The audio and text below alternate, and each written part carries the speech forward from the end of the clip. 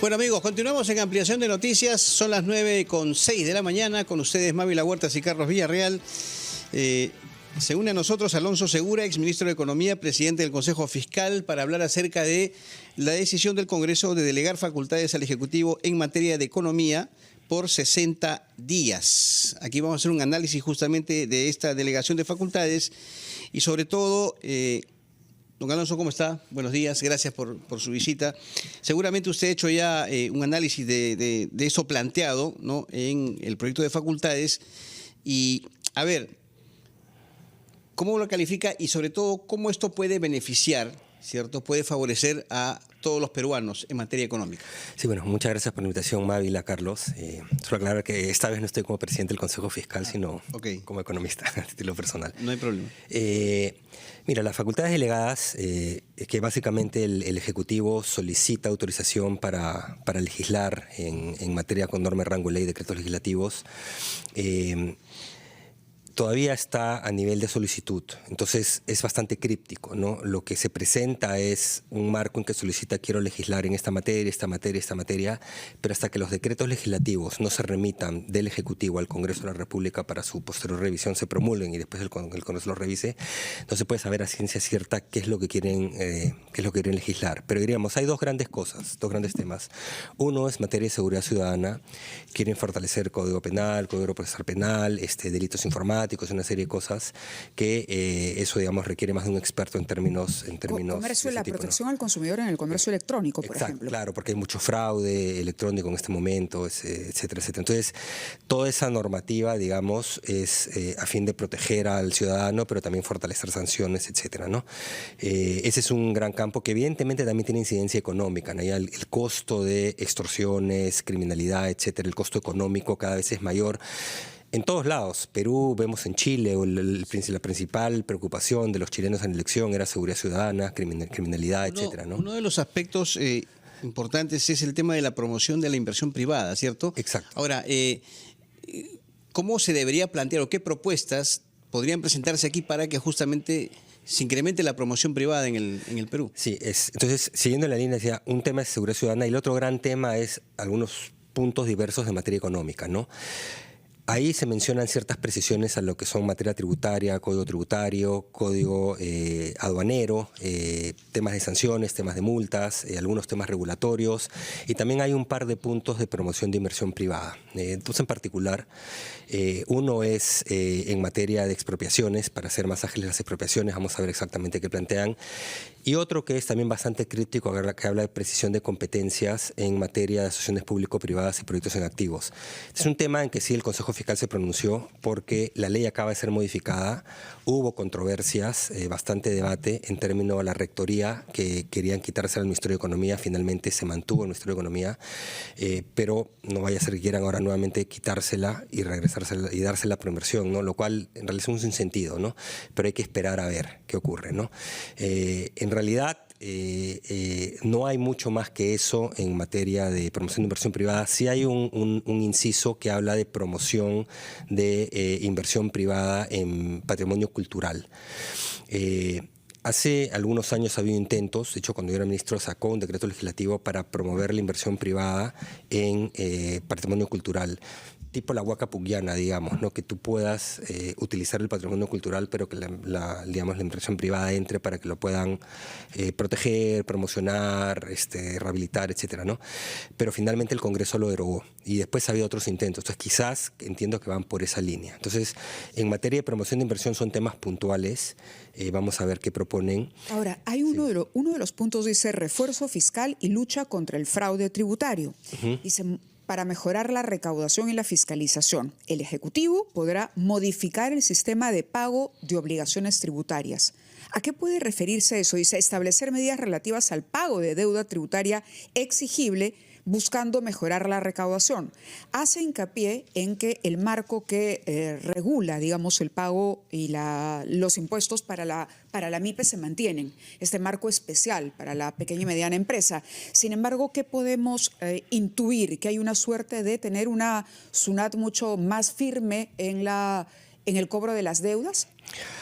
Es especular, en verdad, podría ser eso, podría ser lo contrario también. Podría ser lo contrario también. Lo contrario también, ella nunca sabe, ¿no? Pero básicamente son modificaciones al marco legal para la administración tributaria. ¿Cuáles son los procedimientos que tiene que seguir la SUNAT para poder hacer ejecuciones coactivas, me imagino, de ese tipo de cobros, ¿no? O sea, ¿en qué etapa del proceso?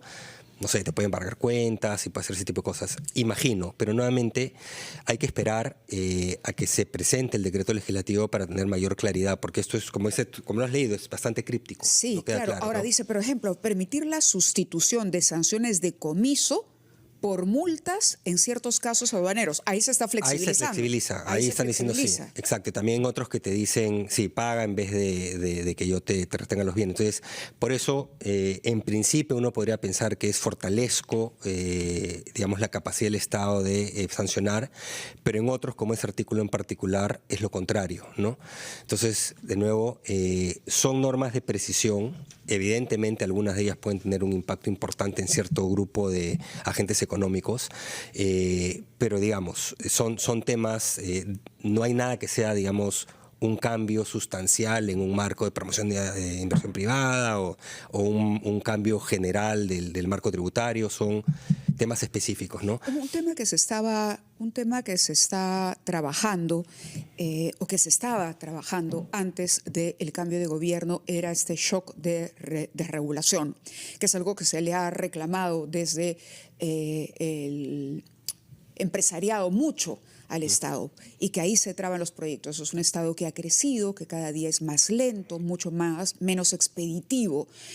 ¿Se podría esperar algo de eso? ¿Podríamos ser optimistas o aparentemente vamos a tener todavía que esperar a un cambio de gobierno para que en efecto se pueda llevar a cabo un shock? En facultades delegadas no hay ningún artículo, ninguna solicitud de facultades que yo haya identificado que vaya por el lado digamos, de precisión regulatoria, simplificación administrativa. Eso, simplificación administrativa. No lo he visto, por lo menos, no lo he visto, ¿no?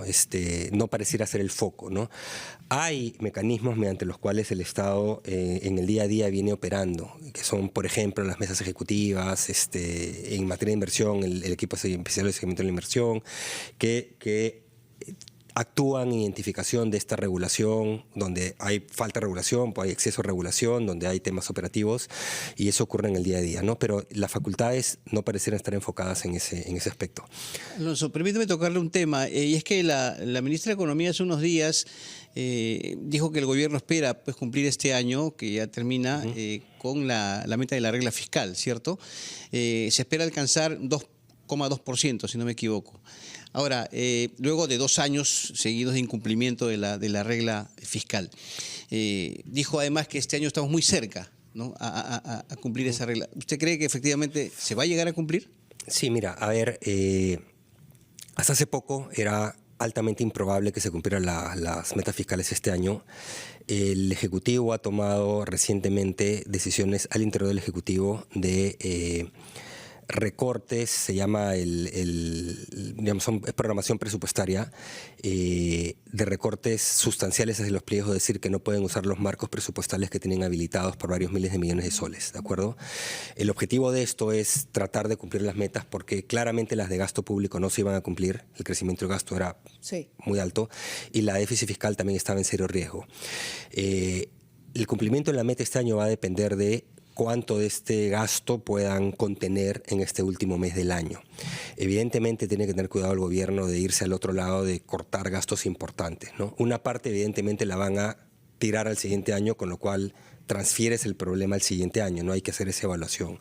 Pero sí el gobierno ha entrado con la intención aparentemente de que quieren cumplir las reglas y quieren que el Perú nuevamente, digamos, entre en una senda de responsabilidad fiscal.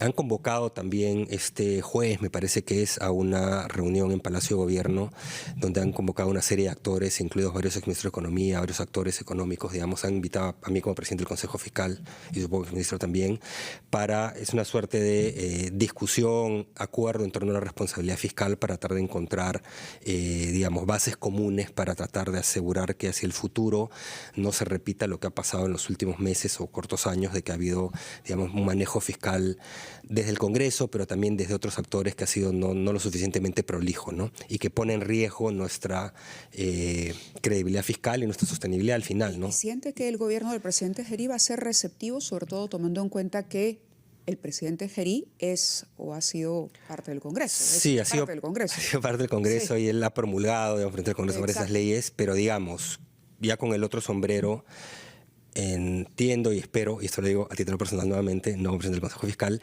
que por lo menos están tomando acciones como gobierno para tratar de generar, digamos, consensos, ¿no? De allí la reunión en Palacio de Gobierno que va a ser este jueves, por ejemplo. Nosotros como Consejo Fiscal solicitamos audiencia con Congreso, Tribunal Constitucional y Ejecutivo, Premier y Ministro de Economía, cuando sacamos este informe sobre la, digamos, la avalancha de obligaciones de gasto y obligaciones tributarias que pueden comprometer nuestra sostenibilidad hacia el futuro. Y pero tanto el Tribunal Constitucional como el Ejecutivo nos respondieron y nos hemos reunido, ¿no? Y hemos conversado y hemos tratado de darles nuestro punto de vista y bueno, somos no vinculantes, pero el apoyo en lo que podamos dar. El Congreso nunca respondió.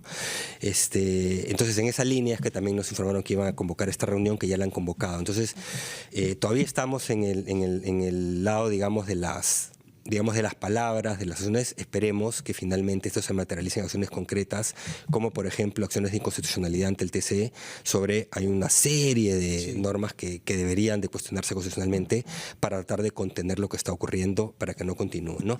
Pero digamos que ha habido un gobierno más firme, ¿no? Exacto, pero sí ha habido un cambio de enfoque y de prioridad hasta el momento. Ahora lo que tiene es que esto que continuar y ver qué acciones concretas al final se toman, ¿no? Sí, yo tenía una pregunta a propósito de una columna que ha publicado el especialista en minería y hidrocarburos Iván Arenas hoy en El Comercio, que es interesante, sobre todo luego de conocer que el gobierno de Donald Trump le ha notificado al Congreso de su país la intención de designar al Perú como aliado principal no miembro de la OTAN. En la columna lo que dice el señor Arenas es que esto tiene que ver con los minerales, ¿no? Con los minerales que importan y cómo hoy por hoy la geopolítica está mirando nuevamente a ese occidente. Creo que nos tenemos que ir a la pausa. Sobre eso y sobre la elección de...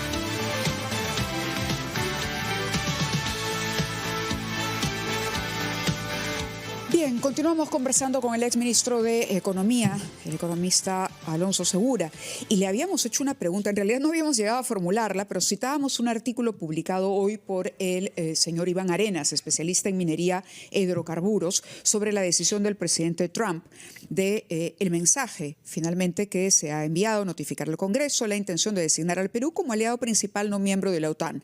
Pero claro, el especialista, el señor Arenas, destaca que hay una suerte de mirada desde los Estados Unidos, como también ocurre de China, acaparado por las críticas que se han hecho, que China acaparó el mercado de los minerales en Sudamérica, una reacción norteamericana. ¿Cómo analiza usted esto si es que supone una oportunidad interesante, por ejemplo, para el Perú? Y lo otro que quería preguntarle es, a raíz del triunfo de la derecha en Chile, ¿qué implicancia puede tener eso de pronto en que surja una competencia importante para atraer inversiones, no, sobre todo cuando hemos dicho que nos estamos alejando de los incentivos para la inversión privada y para la inversión extranjera? Sí, creo que dos temas muy importantes, ¿no? Lo primero es el orden geopolítico global internacional está cambiando, ¿no? Y el gobierno actual de Estados Unidos claramente tiene una visión diferente a la que tuvo gobiernos anteriores, que es más de un mundo polarizado, ¿no? Y bastante más impositivo, digamos, ¿no? Entonces, en ese contexto, está tomando decisiones, no sé cómo ponerlo, pero en el cual ve el mundo como dividido entre actores, ¿no? ¿Qué es lo que controla Estados Unidos? ¿Qué es lo que controla China? Fundamentalmente, ¿no? Y en esa línea es que la visión de Estados Unidos es que América Latina es un área de influencia de Estados Unidos y por tanto quieren expandir esta área de influencia, y ahí viene la designación a Perú. Esto puede venir con oportunidades importantes, supongo, para Perú en términos de su relación con Estados Unidos a nivel de gobiernos, y esperemos a nivel de inversión privada. Obviamente también trae riesgos, ¿no? Porque no necesariamente el gobierno de Estados Unidos está actuando de manera diplomática en muchas situaciones, en muchos lugares. No sé cómo expresarlo de manera que no suene muy frontal, ¿no? Recordemos que en este momento en el Perú el principal inversionista extranjero, el principal socio comercial de largo es China.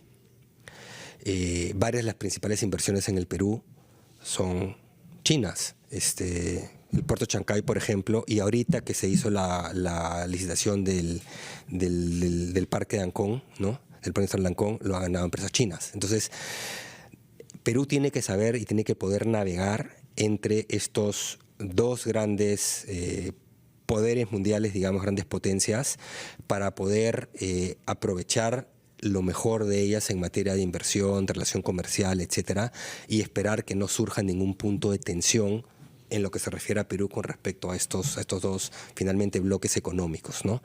Entonces sí, es una oportunidad, pero también puede traer ciertos riesgos dependiendo de cuál sea el enfoque, porque solo se sabe la designación, claro, pero no se sabe específicamente si Estados Unidos tiene alguna agenda particular que irá a tratar con el gobierno peruano, ¿no? De acuerdo. Ahora, la pregunta sobre Chile. Lo mismo es, ha ganado un candidato de derecha, bastante, digamos, extrema derecha, bastante promotor de actividad privada.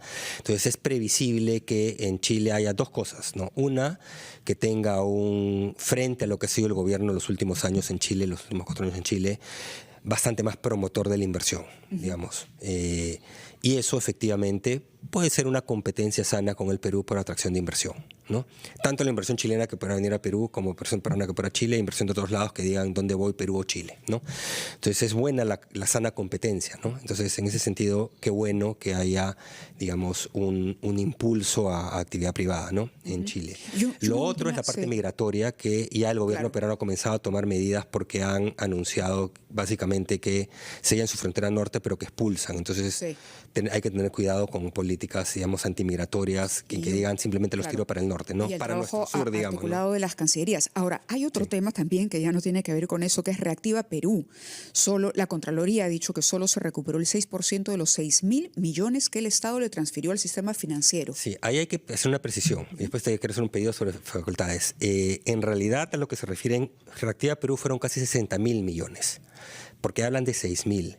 Porque de los casi 60.000 creo que se colocaron alrededor de 54, más o menos el 10% tuvo estos problemas de reprogramaciones y después problemas de pago. Entonces más o menos el 10% fue lo que se transfirió a COFIDE para que COFIDE haga la cobranza. De ese 10% es que dicen que solo se recuperó el 10%. Entonces no estamos hablando de que hay pues un 90% de pérdida en Reactiva, no, hay un 10% de digamos cobranzas en situación de mora, de atrasos. Ese 10% se ha recuperado poco, COFIDE tendrá que hacer algún esfuerzo por recuperar más, pero el otro 90%, digamos, grosso modo, sí se está repagando regularmente. Entonces hay que ponerlo un poquito en perspectiva, ¿no? Alonso, quería yo tocar el tema de Petroperú, si me permite, porque, bueno, tiene un nuevo directorio. Hace poco, además, se ha dado a conocer resultados financieros del tercer trimestre, ¿no?, del 2025, y ahí, al parecer, resultados positivos. La pérdida neta reducida en 88%, la mejora del margen bruto, mayor eficiencia operativa gracias a Talara. Además, incluido el edificio principal de Petroperú aquí en San Isidro, ¿no?, entre los activos a venderse. ¿Esto usted cree que es una señal o es un signo de que podría la empresa volver a tener estabilidad financiera, podría, no sé, recuperar su imagen como una empresa estatal significativa para el país o no? Sí, mira, yo creo que lo importante, más allá del cambio del directorio, es que haya más transparencia en la difusión de la información, porque muchas cosas han cambiado en los últimos años. Y yo, que soy una persona razonablemente informada, hay mucha información a la que no accedo. Incluso como Consejo Fiscal hemos pedido información que no nos han enviado. En teoría están obligados a remitirnos para poder hacer un balance. Hay nuevamente Consejo Fiscal, un balance más, digamos, específico de qué está pasando con Petroperú. Pero no nos han mandado la información. Cierro el tema de Consejo Fiscal y regreso a título personal. Es importante que haya más difusión y transparencia en la información, porque muchos de los supuestos de funcionamiento de Petroperú han cambiado a lo largo de los años. Tomó mucha más deuda. parte de las unidades auxiliares se iban a hacer con inversión privada, se las cargaron a la empresa. La participación de mercado de Petroperú se cayó a la mitad, con lo cual, si vendes la mitad, ¿cómo repagas el doble deuda, digamos, ¿no? Entonces, además ha habido cambios en condiciones de mercado internacional. El petróleo que la refinería puede procesar, que era un petróleo muy pesado, que era muy barato, y por lo tanto puedes tener un margen de refino muy grande, un margen muy alto, ya no hay tal diferencia con otro petróleo ligero. Entonces, aparentemente tus márgenes podrían ser menores, lo cual afecta a tu sostenibilidad a mediano plazo. O sea, no quiero marear con esto, pero en principio hay varias cosas que han venido cambiando.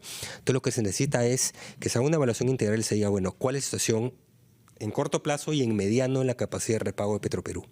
Es positivo que haya habido esta mejora en la situación financiera y ojalá continúe el cuarto trimestre del siguiente año, pero la pregunta es, ¿cuál es el horizonte? Primero, Petroperú va a poder generar eventualmente, recuperando su participación de mercado, con la refinería funcionando a plena capacidad, va a poder generar un margen suficiente para pagar su deuda.